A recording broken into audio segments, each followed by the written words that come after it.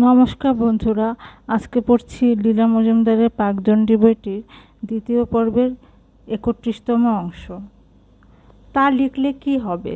১৯৪৭ সাল পর্যন্ত আমার আর কোনো বই ছাপা হয়নি, কোনো প্রকাশক আমার কাছে আসেননি, আমিও কোনো প্রকাশকের কাছে যাইনি। ওদিকে বাড়ি ভরা পড়ুয়ার দল ক্রমে বড় হচ্ছে, আমার এতটুকু ফুরসত থাকছে না। একদিকে প্রাইভেট টিউটর আর অন্যদিকে বাড়ির দর্জি। বাইরের কাজ যতই কমে আনি, ঘরের কাজ ততই বাড়ে। ঘরের কাজও যতই বাড়ে, মনের ভিতরকার গল্পগুলো ডানা ঝাপটিয়ে পালক উড়িয়ে দম বন্ধ করে আনে। রাত ১১টা অবধি লেখা ধরলাম। সব গল্পের প্রথম শ্রোতা বাড়ির ৭ জন নানা বয়স্ক বাসিন্দা। ভারী তরতাজা তাদের কাঁচা কাঁচা অনভিজ্ঞ মতামত। অমনি আন্দাজ করে নিতাম পাঠকরাও কি বলবে। মাঝে মাঝে একটু আধটু বদলাতাম। ছোটবেলায় আমার ভাই বোনদের কাছে যা পেতাম, মাঝ বয়সে এদের কাছেও সেই সরল স্পষ্ট বক্তার মন্তব্য শুনতাম। এর মধ্যে একটা শনিবার মেট্রোতে ৩টের ছবি দেখে বেরোতেই আমার ভাইপো মানিক অর্থাৎ সত্যজিৎ বলল, তোমার সব ছোটদের গল্প আমাকে দেবে? বই হবে। বললাম, কে বই করবে? ও বলল, এদেশের সবচেয়ে ভালো প্রকাশক। বললাম, কে সে? সে বলল, সিগনেট প্রেস। আমি বললাম, তুই তার সঙ্গে জড়িত আছিস? মানিক বলল, আছি। অমনি রাজি হয়ে গেলাম। পরে বদ্রীনাথের বুড়ি সব গল্প এবং আরও কতগুলো বাছাই করা গল্প নিয়ে গেল মানিক। বলে গেল ওই ছবি আঁকবে। ১৯৪৮ সালে দিন দুপুর বেরোলো এবং দিলীপ গুপ্ত বলে একজন অবিস্মরণীয় মানুষের সঙ্গে আমার চেনা জানা হলো। আর আমি ফিরে চাইনি।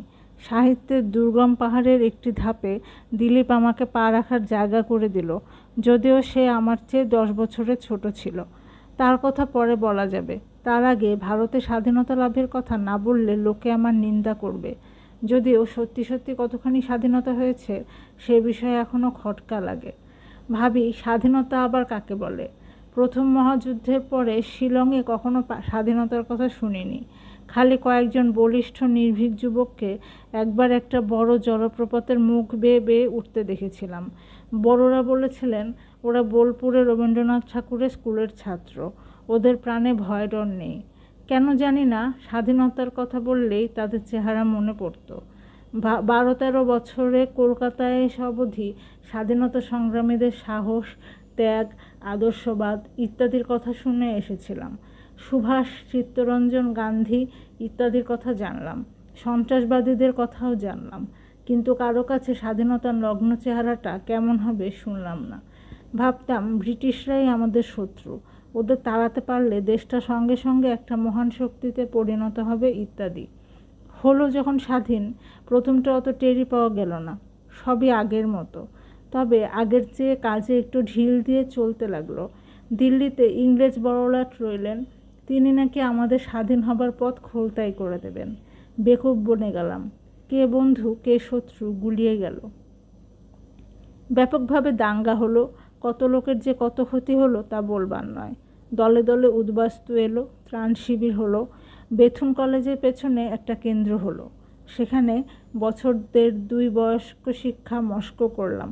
হ্যাঁ, বলতে ভুলে গেছিলাম, আমাদের নিজেদের জাতীয় সঙ্গীত হলো, দেশ দুভাগ হলো, গ্রামে শহরে স্বাধীনতা উৎসব হলো, লোকের বাড়িতে বাড়িতে ১৫ই আগস্ট ১৯৪৭ সালে খাওয়া দাওয়া ইত্যাদি হলো। মনে আছে আমাদের তামিল বন্ধু ডাক্তার কৃষ্ণনের বাড়িতে ভোজসভা হলো। খাওয়া দাওয়ার পর রাত ১২টায় বেতার কেন্দ্র থেকে বিশেষ স্বাধীনতা অনুষ্ঠান হলো। তাতে অমল হোম, কালিদাস নাগ এবং আরও অনেকে পরাধীন যুগে লেখা নানা রকম স্বাধীনতার কবিতা, গান, প্রশংসাবাণী পাঠ করলেন। চমৎকার সব দেশপ্রেমের গান হলো।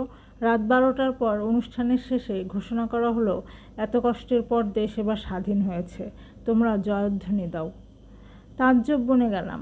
স্বাধীনতা লাভের পর কেউ তো আর স্বাধীনতার গান লেখে না, প্রশংসা করে না। দেশকেও বোধহয় এখন আর কেউ ভালোবাসে না। খালি নিন্দে করে আর সুবিধে পেলেই বিদেশে গিয়ে রাশি রাশি টাকা কামায়, আর যারা যেতে পারেনি তাদের ঈর্ষার কারণ হয়।